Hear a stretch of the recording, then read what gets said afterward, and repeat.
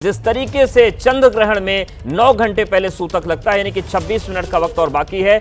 मंदिरों के कपाट 12:45 से बंद होने शुरू हो जाएंगे और 12:57 आते आते जितने भी मंदिर हैं सनातन धर्म से जुड़े हुए सभी के कपाट बंद हो जाएंगे और उसके बाद फिर केवल जप के माध्यम से जो पूजन है उसका क्रम चलेगा। हमारे साथ हमारे सहयोगी अलग अलग शहरों से बने हुए हैं। स्टूडियो से हमारे साथ ज्योतिषाचार्य तोषिका राजौरा जी हैं और पंडित प्रकाश जोशी जी हैं।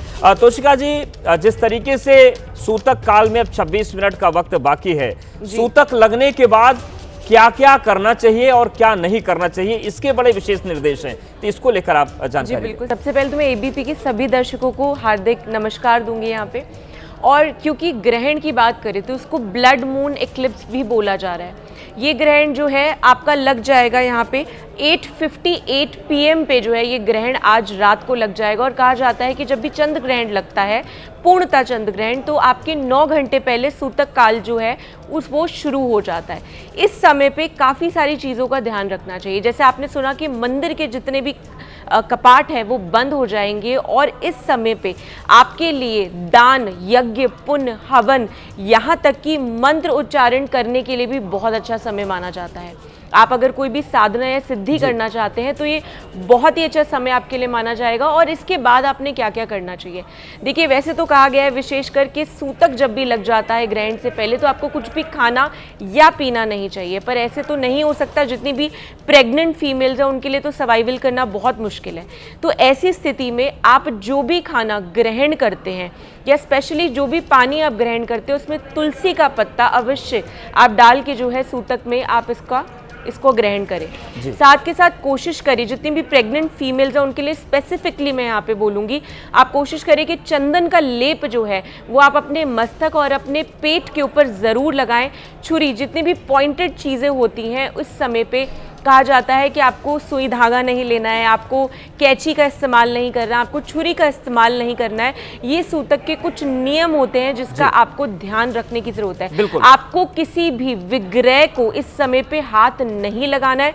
कोशिश करें कि आप जो है चूल्हा ना ऑन करें। अगर कुछ ग्रहण भी करना है तो कोई ऐसी चीज़ अगर आप ग्रहण करें जिसमें आपको गैस की जरूरत ना पड़े और उसमें आप जरूर तुलसी डाल के अगर सेवन करते हैं और गंगा जल तो नहीं बहुत जलाना है किचन में। और पंडित प्रकाश जोशी जी, जब हम सूतक काल की बात कर रहे हैं तो उन लोगों के लिए बताइए, कुछ राशियों के लिए ग्रहण अच्छा है, कुछ के लिए खराब है, लेकिन हम खराब की बात कर लेते हैं। जिन लोगों के लिए ग्रहण अच्छा नहीं है, सूतक काल में किस तरीके की पूजा करके, किस तरीके के मंत्रों का जप करके वो इस अशुभ को कुछ कम कर सकते हैं? देखिए, ये कुंभ राशि में लगा है तो कुंभ राशि के लिए वैसे भी अच्छा नहीं है, चंद्र राहु की युति है। और बाकी जो भी राशियों में ये खराब हैं तो उसके लिए सबसे बेहतर तरीका ये है कि जब ग्रहण लग रहा हो, यानी कि 9:58 से रात्रि के और 1:26 तक ये ग्रहण लगेगा। और सबसे बड़ा ग्रहण है इस सदी का, कह लीजिए सबसे बड़ा ग्रहण है, 122 साल बाद आया है, यानी इसकी अवधि 3 घंटे 28 मिनट के आसपास है।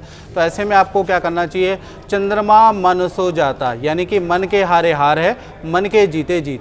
यानी कि मन अगर आपने काबू में कर लिया, मन को अगर आपने दृढ़ कर लिया तो मान के चलिए आप जीत जाएंगे। तो ऐसे में ओम श्राम श्रीम श्रोमसा चंद्रमसे नमः, ये मंत्र का आपको जाप करना है। हो सके तो अगर आप हवन कर सकते हैं तो हवन भी घर के अंदर कर सकते हैं, लकड़ी ले लीजिएगा, इसी मंत्र से आप हवन भी कर लीजिएगा। ओम श्राम श्रीम श्रोमसा चंद्रमसे नमः स्वाहा, क्योंकि मंत्र में स्वाहा लगता है। इस मंत्र से अगर आप हवन भी कर लेंगे तो आपके मन पे, क्योंकि चंद्रमा मन का कारक है, चंद्रमा जल का कारक है, चंद्रमा स्त्री का कारक है और 3 चीज़ें ज़्यादा होती है आपको। और चंद्रमा धन का, लिक्विडिटी का भी कारक है। कहते हैं ना लक्ष्मी चलायमान है, तो चलायमान लक्ष्मी का कारक चंद्रमा ही है। तो इसलिए आपको क्या करना है कि ये मंत्र है ओम सोम सोमाय नमः, ये मंत्र का जाप कर लें। नहीं तो हनुमान जी का मंत्र का जाप भी आप कर सकते हैं। कौन सा संकट मोर गरीब को जो तुमसे नहीं जात टारो, बैगी हरो हनुमान महाप्रभु जो कोई संकट होए हमारो। तो इस तरह के आप मंत्र के जाप आप कर सकते हैं और बड़े आनंद से आप जाप कीजिए, माता पिता की सेवा कीजिएगा, माता पिता के चरण दबाइएगा। तो ये अगर आप कर लेंगे, यानी कि आप पूजा पाठ के साथ में अगर सेवा भावना भी रखते हैं तो मान के चलिए कि कितना ही अशुभ क्यों ना हो आपके लिए शुभ ही घटित होगा। आप ये मान के चलिए। बिल्कुल। अब रुक कर लेते हैं पटना का। निधि श्री हमारे साथ शिव मंदिर से बनी हुई। निधि श्री, अगर हम पटना की बात करें तो वहां पर किस तरीके से ग्रहण को लेकर तैयारियां हैं, क्योंकि वहां पर गंगा का तट भी है, आध्यात्मिक जगह भी है, तो वहां पर किस तरीके का आध्यात्मिक माहौल है?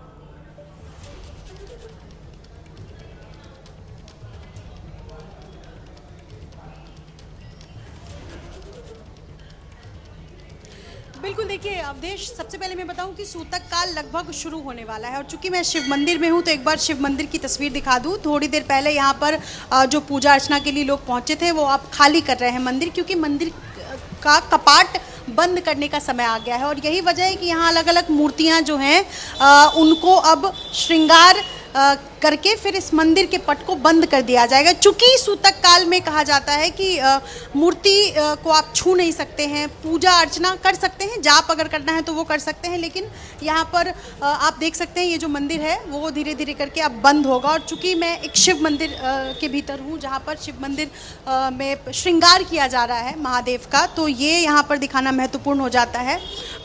भस्म, इसके साथ साथ अबीर और त्रिपुंड जो है वो लगाया गया है और उसके बाद नाग की पूजा जो है वो होगी और उसके बाद इस मंदिर में माला चढ़ाने के बाद इस मंदिर के कपाट को भी बंद कर दिया जाएगा। सूतक काल में ईश्वर शयन कक्ष में चले जाएंगे, भगवान शयन कक्ष में चले जाएंगे, इसलिए वहाँ व्यवस्था की गई है। इसकी तस्वीर भी देख सकते हैं। और जब सूतक काल खत्म होगा, चूँकि सूतक काल में आप ये आमतौर पर ये जो आप देख रहे हैं पूजा अर्चना, ये आमतौर पर तब होता है जब शाम को शयन कक्ष से निकलते हैं भगवान, उसके बाद उनका श्रृंगार किया जाता है भगवान शिव का। लेकिन इस वक्त चूँकि सूतक काल शुरू होने वाला है, लिहाजा ये पहले ही श्रृंगार करके इस मंदिर के कपाट को बंद कर दिया जाएगा। और शुचिता का, विशेष तौर पर शुचिता का ध्यान रखना ज़रूरी है और यही वजह है कि मंदिरों के कपाट बंद होंगे। ईश्वर की जो भी जहाँ पर मूर्तियाँ हैं उनकी पूजा अर्चना आप छू करके नहीं कर सकते, माला नहीं चढ़ा सकते हैं, आरती नहीं कर सकते हैं, तमाम चीज़ें जो है ये नहीं। आपको जब करना है, ध्यान करना है तो मंदिर के बाहर से। प्रांगण की किस तरीके की स्थिति है, पूरा प्रांगण आपको खाली नजर आएगा। जो एक आध पंडित यहाँ पर रह गए हैं उनको आप देख सकते हैं और ये अब धीरे धीरे करके मंदिर को बंद करेंगे। ये बिल्कुल, यानी कि सभी अपने अपने घरों में या तो पूजा करेंगे। हो गया, माला ले लीजिए। बिल्कुल, यानी कि अब कोई गंगा के तट पर पूजा पाठ करेगा, कोई अपने घरों में करेगा। एक बार दिल्ली का रुख कर लेते झंडेवालान मंदिर का। जातिका हमारे साथ बनी है। जातिका, अब तो धीरे धीरे कपाट बंद होने की तैयारी शुरू हो गई है, तो झंडेवालान मंदिर में कपाट कब बंद हो जाएंगे और उसके बाद क्या वहां पर भक्त रहेंगे या सभी को मंदिर से बाहर किया जाएगा? जी बिल्कुल, देखिए अवधेश, कपाट जो हैं वो बंद कर दिए जाएंगे और ऐसे में जो मुख्य पुजारी हैं उनके अलावा मंदिर के परिसर में कोई भी मौजूद नहीं रहेगा। फिलहाल मैं आपको तस्वीरें दिखा देती हूँ। यहाँ पर देखिए आरती हुई थी और अभी महाआरती के बाद जितना भी श्रृंगार और साजो सामान है उसे हटाया जा रहा है। बाहर आपको बड़े बड़े खूबसूरत फूल जो अब से कुछ देर पहले लगे हुए दिखाई दे रहे थे वो हटा दिए गए हैं। महाआरती जो है उसका आयोजन हो गया है। माँ झंडेवाला मंदिर की तस्वीर आप दिखा रहे हैं और माता की मूर्ति जो है वो आपको सामने दिखाई देगी। गर्भगृह की अब सफाई की जा रही है। इसके बाद में अब कपाट जो है वो किसी भी वक्त बंद कर दिए जाएंगे। इसी के साथ में मैं आपको भक्तों की भी तस्वीरें दिखा देती हूँ।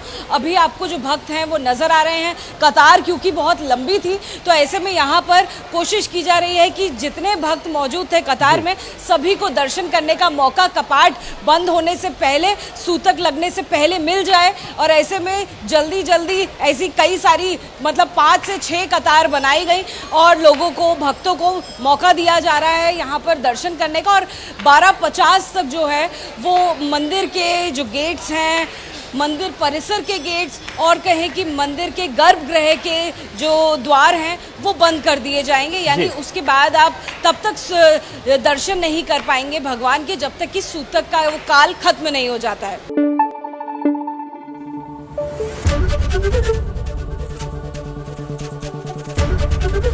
एबीपी न्यूज़ आपको रखे आगे।